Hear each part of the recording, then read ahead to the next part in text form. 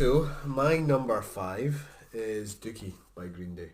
Nice. It's released on the 1st of February 1994.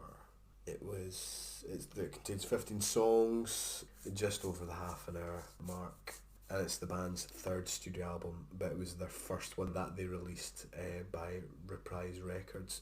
They had previously been on Lookout Records, so the first two, which was 39 Smooth, or as I kind of knew it, 1039 Smoothed Out Slappy Hours.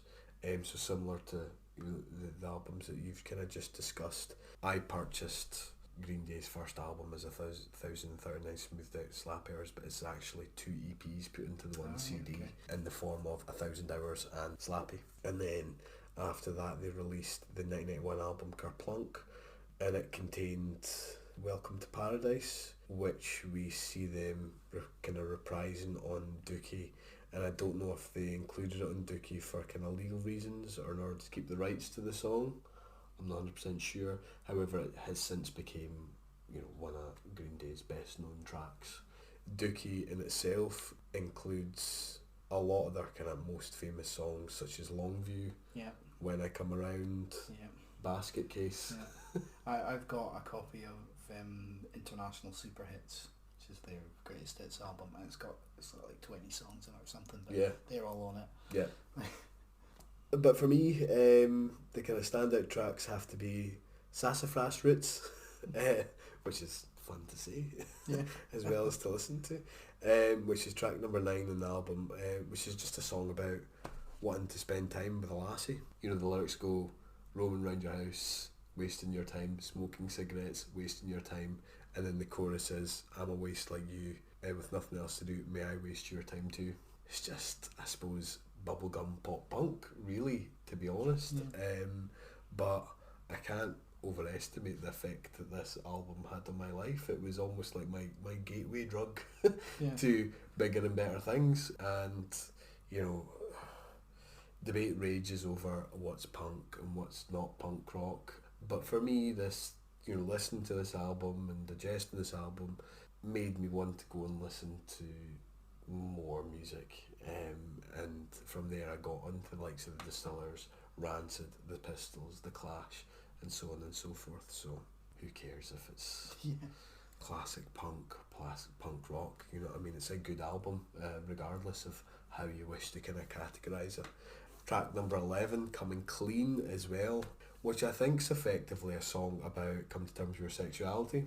Again, I didn't really make that much of the song at the time. I enjoyed the song on its pure aesthetic quality, but I didn't really give that much thought to the lyrics until I was a wee bit older and found out that, Billy Joe Armstrong, who's the band's lead singer, is in fact a bisexual.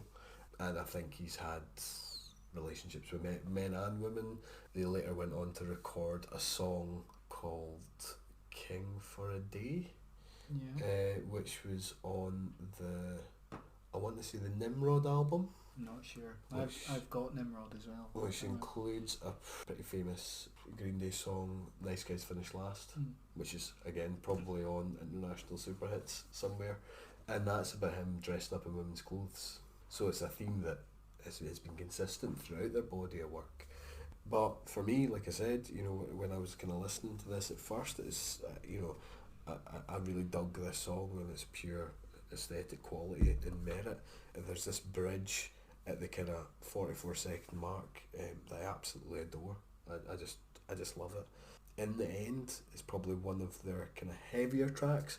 And when I say heavy, there's probably only one Green Day song that I can think of that I would describe as being heavy, and again that's on the Nimrod album, and I think it's called Platypus, which doesn't seem to be in keeping with the rest of Green Day's material. It's Billy Joe Armstrong delivers his lyrics in almost like Corey Taylor-esque fashion.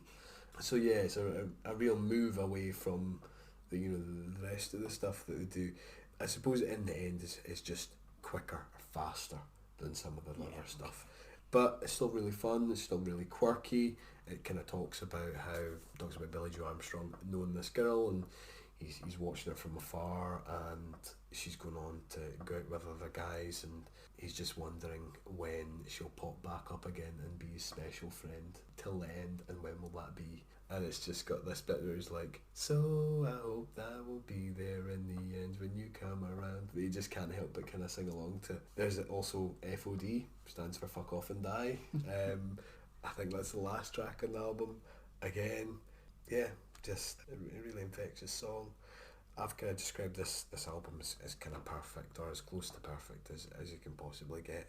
It's a kind of perfect slice of pop punk, done very fucking well. I don't think you can kind of touch it, and as I said, I can't kind of overestimate the influence it's had in my life, and you know, it was that almost kind of gateway drug onto kind of bigger and better things, and it was a soundtrack of many of my summers growing up. Yeah. It was played on repeat constantly, you know, from the age of kind of 15 onwards. Well, that was international super hits for me. I absolutely rinsed that, but it's got all their hits. Yeah. Hence the name. But yeah, good band. Yeah, I mean it's a band that I've kinda. I'm gonna sound like a bit of a wanker for saying this, but like I was gonna say it's a band I've kind of outgrown to a certain extent. I like what I like, but I have no real desire to go on and listen to any of their new material.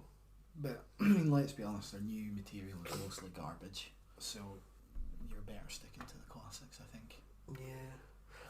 Yeah, I would agree with you, but I don't know. I sometimes wonder whether that's me just being a bit of a music snob. But you know, it's one of those things. Like I think they've always been. They're a commercially successful band, but certainly after the likes of international super hits, there was the release of a B-sides album, Shenanigans, and then obviously American Idiot. They just went nuclear, didn't they? Really, and I don't know if that distracted from me liking them. I was just like, nah, they're fucking too big. I wasn't really big on American Idiot, but it's not bad. I liked the album before it, Warning. So I think a lot of people didn't like, but it had a few decent tracks on it. But I haven't really listened to much since, and I mostly hear bad things about their albums post American Idiot. Yeah, I'm going to see them. Was it on that Hella Mega tour? Yeah.